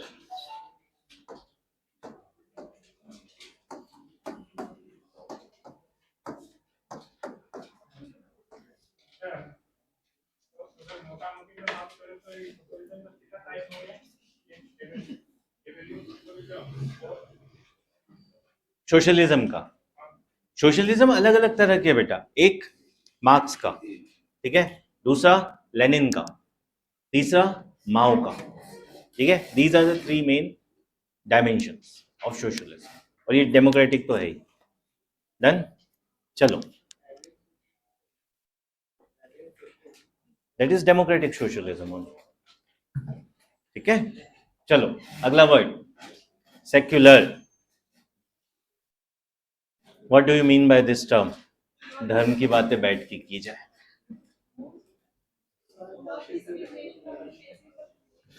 Non discrimination on the basis of religion, नहीं, state shall not have any religion, okay, no separation between state and clear separation, okay, impartiality in what matters?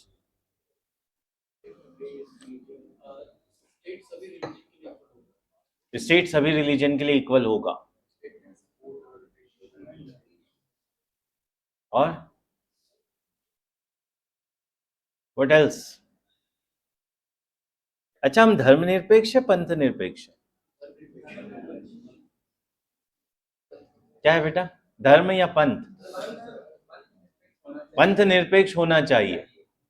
अच्छा, धर्म और पंथ में अंतर क्या है? क्या, वही तो जानना चाह रहा हूं मैं। धर्म क्या है बेटा? तुम लोग धार्मिक हो या नहीं हो? कितने लोग धार्मिक है? हाँ, तो बताओ धर्म क्या है?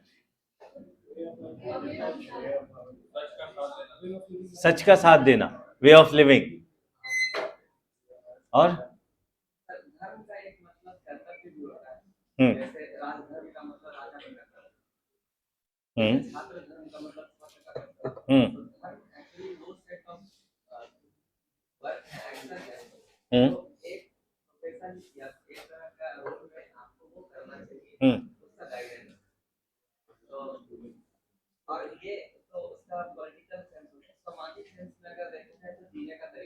हम्म, ठीक है, और पंथ?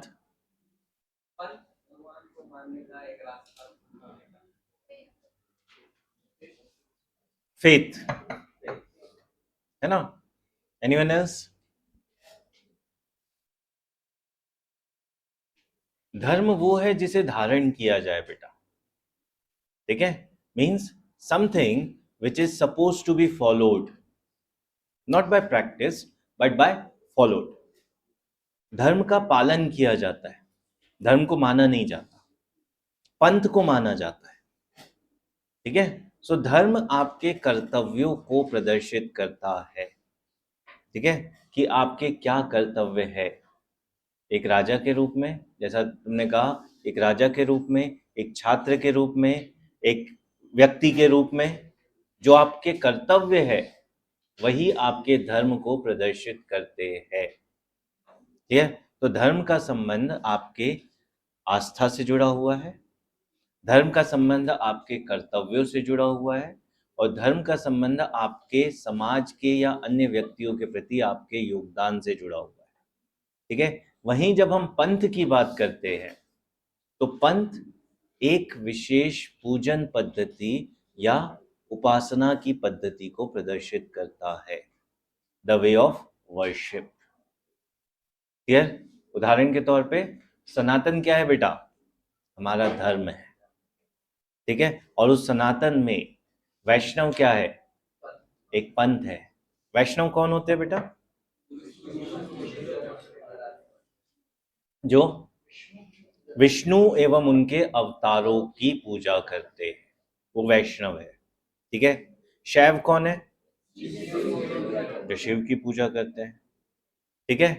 शिव की पूजा करने वालों में भी अलग अलग तरह के लोग है बेटा, ठीक है। कुछ महादेव को पूजते हैं, कुछ रुद्र को पूजते हैं, कुछ महाकाल को पूजते हैं, कुछ आशुतोष को पूज रहे हैं, है ना। है एक ही ईश्वर, बट उस एक ही ईश्वर के अनेक स्वरूप है एक ही विष्णु, बट उस एक ही विष्णु के अलग अलग अवतार हैं। क्लियर।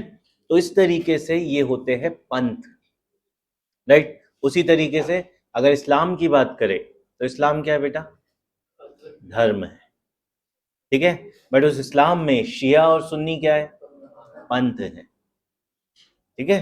क्योंकि फिर उनके रिचुअल्स अलग अलग हो जा रहे हैं, ठीक है।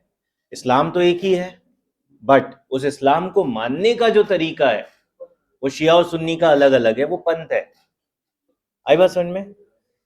तो ये डिफरेंस है बिटवीन दैट धर्म और पंथ, ठीक है। तो ज्यादा बेहतर क्या है? धर्म is a better concept, but what type of freedom should be provided, at the level of धर्म और एट द लेवल ऑफ पंथ? जो सेकुलरिज्म की बात हम करते हैं वो पंथ के आधार पे प्रदान की गई है, ठीक है। तो भारत एक पंथ निरपेक्ष राष्ट्र है। जब हम हिंदी में प्रस्तावना पढ़ते हैं तो वहां पे हम धर्म निरपेक्ष नहीं पढ़ते, हम लिखते हैं पंथ निरपेक्ष, ठीक है। अब ये तो हुआ इन दो शब्द का मतलब। अब सेकुलरिज्म को भी जब हम पढ़ते हैं तो दो तरह के सेकुलरिज्म है। वन इज वेस्टर्न सेकुलरिज्म, ठीक है। Second is Indian secularism, which is also called as positive secularism. Western secularism is also called as negative secularism, ठीक है। और क्यों नेगेटिव सेकुलरिज्म है? माइक में आवाज आ रही है? नेगेटिव सेकुलरिज्म इसलिए है क्योंकि यहां पर हम बात करते हैं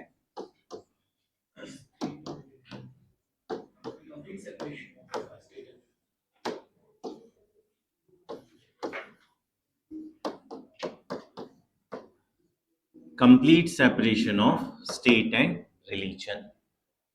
धर्म के मामलों में राज्य किसी भी तरह का कोई हस्तक्षेप नहीं करेगा, और जब बात होगी राज्य के मामलों की तो धर्म किसी तरह से आड़े नहीं आएगा। That is complete separation. हम आपके मैटर्स में कुछ नहीं बोलेंगे, आप हमारे मैटर्स में कुछ नहीं बोलेंगे, ठीक है। और इस तरह का कॉन्सेप्ट सेकुलरिज्म का कहाँ पर है? वेस्टर्न कंट्रीज में। तो आप देख लीजिए जब बात होती है धर्म की तो फाइनल अथॉरिटीज पोप, ठीक है। पोप डिसाइड करते हैं कि क्या है क्या नहीं है। वहां पे कोई स्टेट डिसाइड नहीं करता कि ये है वो है, ऐसा होना चाहिए वैसा होना चाहिए। और जब बात आती है बेटा स्टेट की तो कोई भी रिलीजन हो, doesn't matter, they don't care, ठीक है। फॉर एग्जाम्पल कुछ सालों पहले फ्रांस ने पब्लिक प्लेसेस में बुर्का बैन कर दिया था। क्यों? बुर्का तो एक रिलीजियस प्रैक्टिस है, ठीक है। But because it was creating problems related with law and order, terrorist attacks has been taking place in France under the veil, ठीक है। उस पर्दे के पीछे आतंकवादी अपना कामों को अंजाम दे रहे थे, इसीलिए फ्रांस ने क्या किया? पब्लिक प्लेसेस में बुर्का ही बैन कर दिया, क्योंकि public place is a political matter, it is a matter of state. बोले आपको बुर्का प्रैक्टिस करना है कीजिए, but in private places, public places में nation's interest is more important than anything else, so it is completely prohibited. तो जब religion की बात आती है बेटा वहां पे स्टेट कुछ इंटरफेयर नहीं करता है, और जब स्टेट की बात आती है तो वहां पर रिलीजन का इंटरफेरेंस अलाउड ही नहीं है, ठीक है।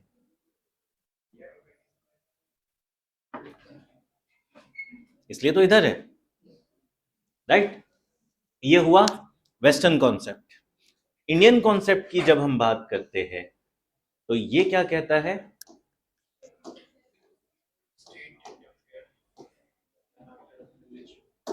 Separation of state and religion, right. राज्य और धर्म का पृथक्करण तो होगा, but for constructive changes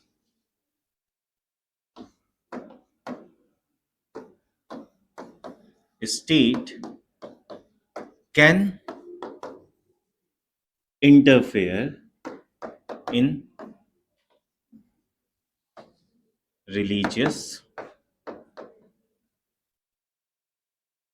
practices. ठीक है, मतलब अगर सकारात्मक सुधार लेकर आना है, ठीक है, तो राज्य क्या कर सकता है, धर्म में हस्तक्षेप कर सकता है. But the point here is which needs to be remembered always that it has to bring positive change.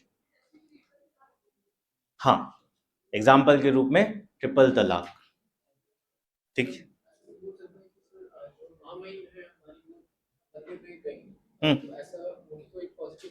नहीं, that is her own choice. ठीक है. सो सिनारियो इज कि भारत में जहां हम पॉजिटिव सेकुलरिज्म की बात करते हैं, it simply means that in normal circumstances there is no relation between religion and state. But if situation arises that religion is causing any trouble or religion is creating any evil in the society, then state can interfere into the matters of religion to bring the positive change. For example, Dowry Prohibition Act 1961 क्यों लाया गया बेटा? क्योंकि दहेज को लेकर एक अलग ही व्यवस्थाएं चल रही थी. ठीक है, और इसीलिए क्या किया गया, उस व्यवस्था को ही प्रतिबंधित कर दिया गया. Here, triple talaq, another issue which was against the individual liberty और individual dignity. इसलिए क्या किया, उसे भी हटा दिया. क्लियर. उसके अलावा सती तो पहले से अबॉलिश था, है ना, तो उसकी तो बात ही ना की जाए क्योंकि वो 1829 से ही अबॉलिश्ड है ना. ठीक है, हम कॉन्स्टिट्यूशन इंप्लीमेंट होने के बाद की बात कर रहे हैं. ठीक है, शबरीमाला भी इसी कंटेक्स्ट में किया गया. क्लियर, कि शबरीमाला टेम्पल में जो वुमेन्स को एंट्री दी गई थी, ठीक है, जो एंट्री प्रोहिबिटेड थी वो अलाउ कर दी गई. क्लियर, वो भी इसी कंटेक्स्ट में किया गया to bring positive change in the society. But that decision has been challenged in the court of law. ठीक है, तो शबरीमाला वाले मैटर पे बेटा दोबारा सुनवाई हो रही है और कुछ समय में डिसीजन आ जाएगा और उम्मीद ये है कि इस बार फैसला मंदिर के हक में आएगा कि जो प्रोहिबिशन है for women in to the age group of 10 to 50, that is completely correct. ठीक है, ये चीज, तो इसी चीज की संभावना है बेटा, मैटर चल रहा है सुप्रीम कोर्ट में. क्या सबरीमाला में, सबरीमाला टेम्पल वर्डिक्ट पता है, सबरीमाला इशू क्या है पता है, क्या है बेटा?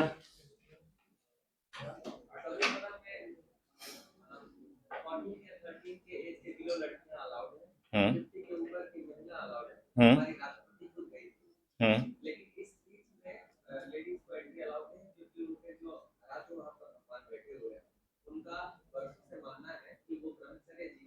हम्म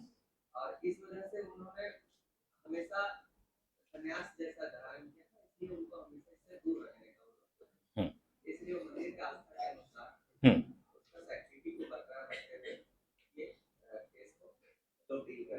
हाँ बिल्कुल. ठीक है, तो तमिलनाडु और केरला की बॉर्डर पे एक स्थान है बेटा शबरीमाला, जहाँ पे भगवान स्वामी अयप्पा का मंदिर है. ठीक है, और अयप्पा स्वामी जैसा बताया, क्या नाम बेटा? अमित. ठीक है, जैसा अमित ने कहा कि अयप्पा स्वामी ब्रह्मचर्य व्रत को धारण किए हुए हैं. ठीक है, और उसी ब्रह्मचर्य व्रत को पूर्ण रखने के लिए individuals have to follow strict code of conduct. ठीक है, those who enters that place for some 40 days. Clear, उस 14 days में strict code of conduct होता है for every devotee who wish to go there. ठीक है, सिर्फ जिस दिन जाएगा उस दिन नहीं, 40 दिनों का एक strict code of conduct है. Plus women after the age of 10 till the age of 50 are not allowed. ठीक है, so that the concept of purity can be maintained. ठीक है, ये चीज. But Supreme Court considered this as violative of human dignity, that it is discrimination on the part of the temple authorities to restrict women from entering into the temple. ठीक है.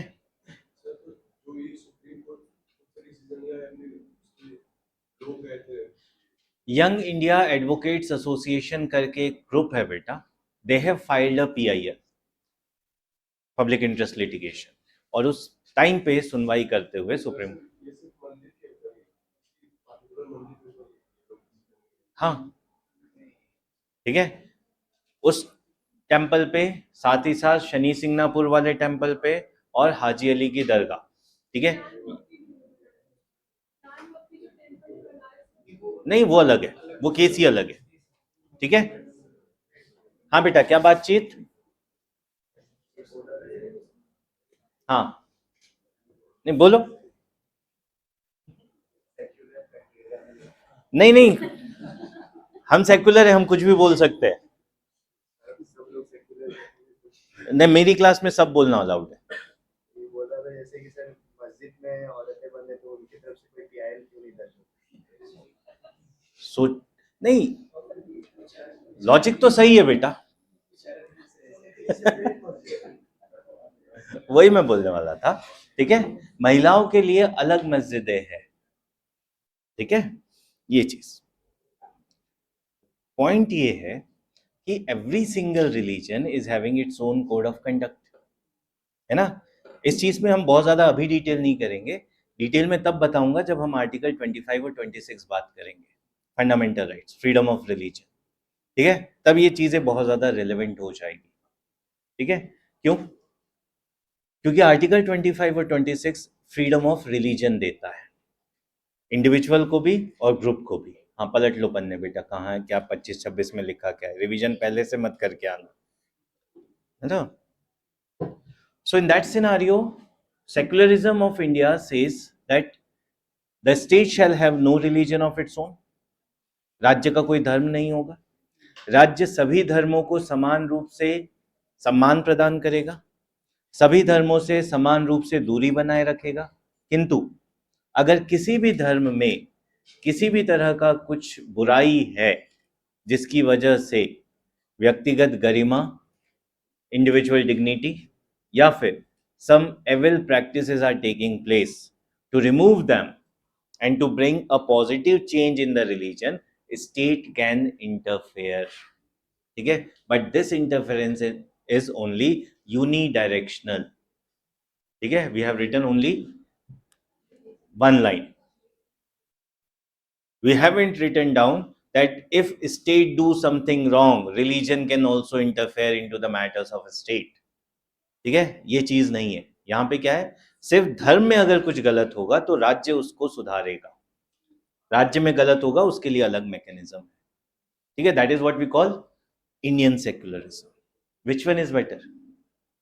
It is Indian better. क्यों? क्योंकि western concept में अगर religion कुछ भी गलत कर रहा है तो उसको सुधारा भी नहीं जा सकता, राइट. इंडियन कॉन्सेप्ट में वो स्कोप ऑफ इम्प्रोवाइजेशन रखा हुआ है.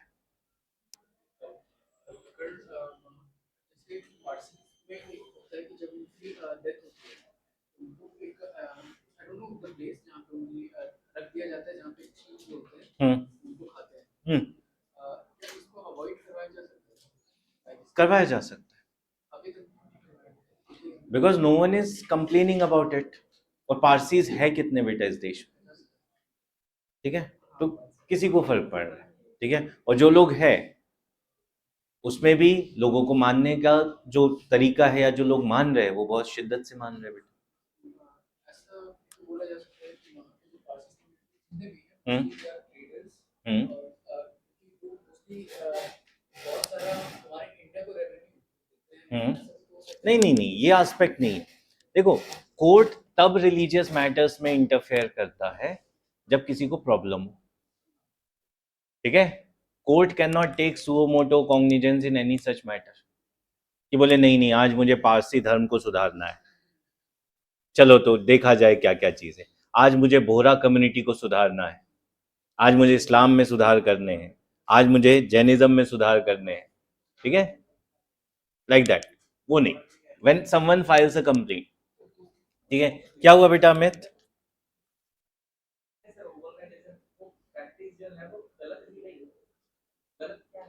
नहीं देखो, धर्म के बारे में हम ना ही कहे तो ज्यादा बेहतर है।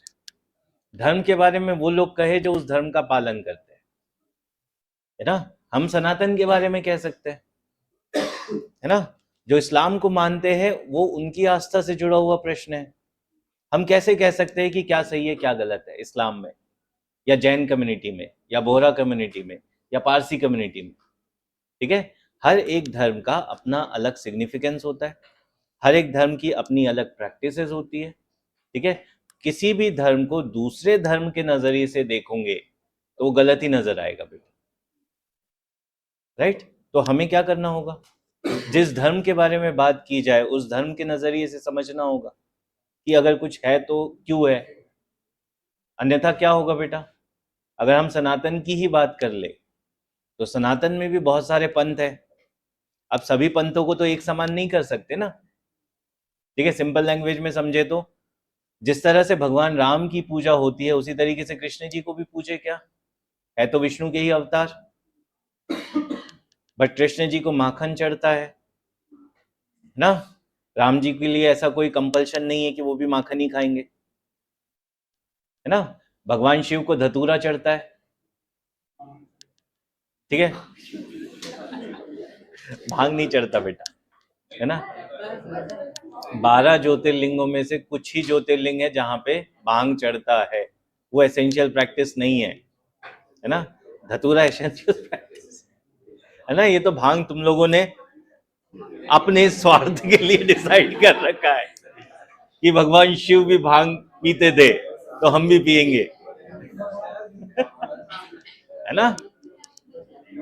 हाँ, ज्यादा डेप्थ नॉलेज नहीं चाहिए मुझे भांग के विषय में, है ना। मुझे समझ में आ रहा है तुम लोगों का नॉलेज बहुत डेप्थ है, ठीक है। हम, हाँ बेटा, इंडिया वाला कुछ पॉजिटिव चीज से बोले नहीं सकते, स्टेट के पास तो उतना एक्सपर्टीज नहीं है, वो डिसीजन ना कोई ऑफिस में उतना एक्सपर्टीज है। नहीं तो इंडिया के पास एक्सपर्टीज बेशक ना हो धर्म के मामलों में बोलने का, ठीक है ना, जजेस के पास हो, बट जजेस जब इस तरह के फैसले लेते हैं तो वो कॉन्स्टिट्यूशन और रिलीजियस टेक्स्ट दोनों को रेफर करके लेते हैं। नहीं कर सकेंगे ना, जैसे वो किस तरह कर सकता है। बट कुछ चीजें तो साफ साफ से नजर आती है ना बेटा कि ये चीजें गलत हो रही है। जैसे सती प्रथा मान लो, साफ तौर पे नजर आ रहा है कि ये एक चीज ऐसी है जो गलत है, ठीक है। या फिर दहेज ले लो, दहेज एक ऐसी प्रथा है जो पूरी तरीके से गलत है ना। तो इसे तो ये तो इवेंट को देख करके गलत है बोलने से नहीं होता। बिल्कुल नहीं, हंसने की बात नहीं है बेटा। एक दो इवेंट को देखकर हम नहीं कह सकते कि ये सही है या गलत है। इसके लिए हमें क्या करना होगा, case by case, practice by practice समझना होगा, और हम सिर्फ उन्हीं प्रैक्टिसेस को समझे जिससे जनता को प्रॉब्लम हो। और जनता भी कौन, उस धर्म के कुछ समुदाय, ठीक है, ये चीज।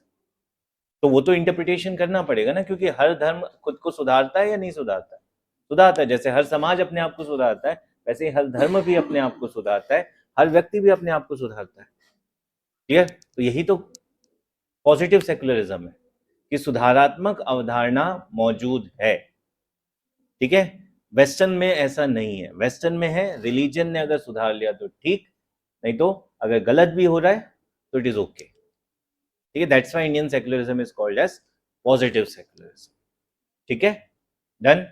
चलो, और कोई सवाल नहीं, बाकी 25-26 के लिए रहने देते हैं, आर्टिकल 25-26, है ना, नॉट द डेट्स, क्योंकि 25-26 कल परसों ही है। लिखो secularism. The term secularism or secular, the term secular was also inserted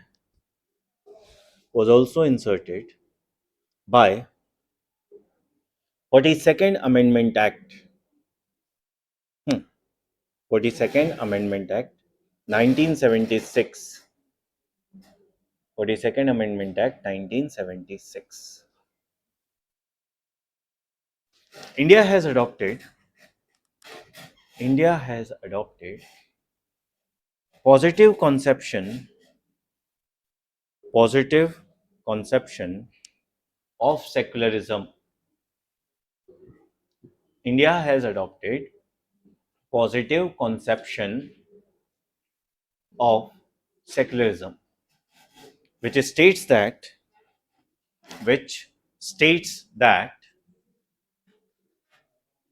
state and religion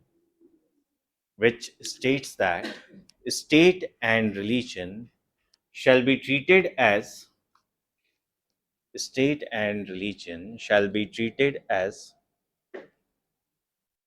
separate domain.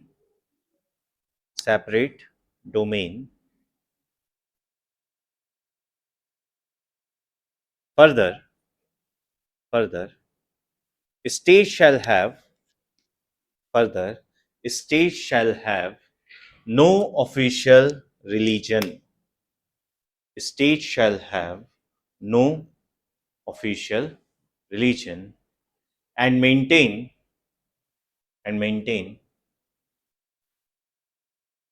equal distance and support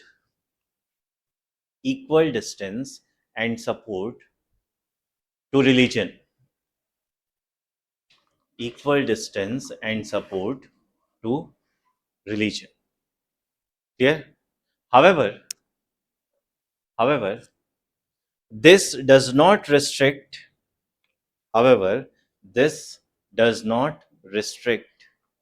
the state to interfere into the matters of religion to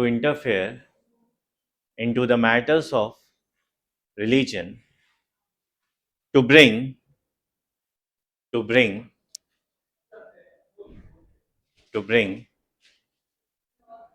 positive changes or to remove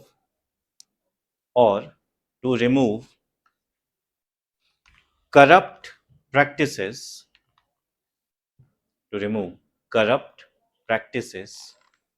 from the religion.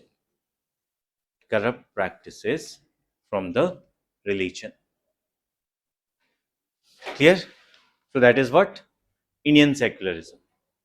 Now the bigger question is, these two words were not part of original constitution, right? Added by Indira Gandhi, okay, through 42nd Amendment Act, okay? And we have also discussed that it was personal intention of Indira Gandhi to insert these two words, okay? Now the question is, do you think we should have these two words in our preamble, or should we bring preamble to its original form by removing these two words? What will be the positive and negative changes if we remove these two words? Already mentioned of in our constitution. Answer?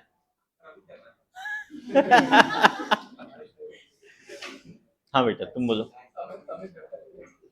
नहीं वो तो पहले अभी ये सोचा है कि answer देना है कि नहीं देना है. तुम बताओ. सर पॉजिटिव तौर पे देखा जाए तो अगर हम इसे हटा भी देंगे तो उससे कोई भी इफेक्ट नहीं पड़ेगा. ये हमारे कॉन्स्टिट्यूशन में जो आर्टिकल्स हैं फंडामेंटल राइट्स एंड और उससे पहले वाले जो पार्ट 1 वाले सब और जो यूनियन और स्टेट का रिलेशन है टुवर्ड्स किसी फाइनेंशियल मैटर को लेकर रिलीजन को लेकर के वो सारी चीजें ये बताती है कि हमारा जो पावर का जो वैल्यू है पावर जो एक्सरसाइज करवाने के लिए जो प्राइवेट बॉडी को या फिर पब्लिक बॉडी को देते हैं वो सारी की सारी चीजें सेक्युलर वर्ड है उसके बारे में ऑलरेडी हमें पता है और उस पे कैप लगाने का काम जो सुप्रीम कोर्ट है वो ऑलरेडी करता है कि आप ऐसा नहीं कर सकते वैसा नहीं कर सकते तो हटा भी देने कोई फर्क नहीं पड़ेगा. हटा देते हैं फिर क्या मतलब है ना? हटाने से बहुत दिक्कत हो जाएगा ना, हाँ वही।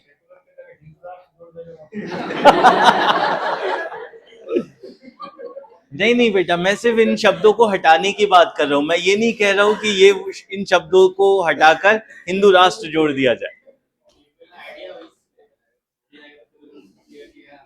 अच्छा, हट गया तो लोगों को लगेगा कि अब हिंदू राष्ट्र बनने वाले हैं, है ना।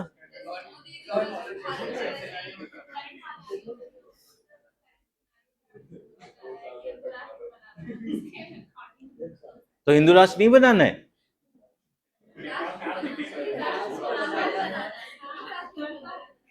कैसे देशद्रोही हो तुम लोग।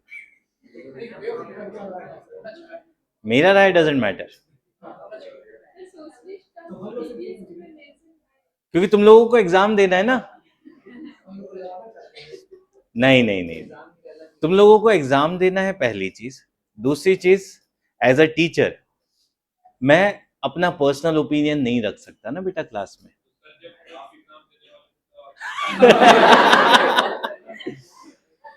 तब ये डिबेट ही नहीं था बेटा, तब मोदी जी थे ही नहीं, तो मैं बच गया।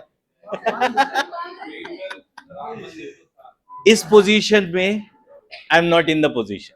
इस सवाल का अगर जवाब चाहिए तो क्लास के बाहर में नहीं, ठीक है। इस क्लास में मैं नहीं बोल सकता बेटा बहुत सारी बातें, है ना। मुझे बैलेंस करना होता है खुद को, ठीक है, क्योंकि वो पोजीशन है, ठीक है। क्योंकि यू कंसीडर कि जो मैं बोल रहा हूं इट हैज सम सेंस, है ना। पॉलिटिशियन होते तो फिर नहीं सुनते ना इतने ध्यान से, जितना मुझे सुन ले रहे हो 2-2 घंटे, ठीक है, बिकॉज ऑफ सम रीजंस। तो मुझे उस पोजीशन को भी जस्टिफाई करना है ना, इसलिए पर्सनली मेरा ओपिनियन क्या है वो आउटसाइड द क्लास। हाँ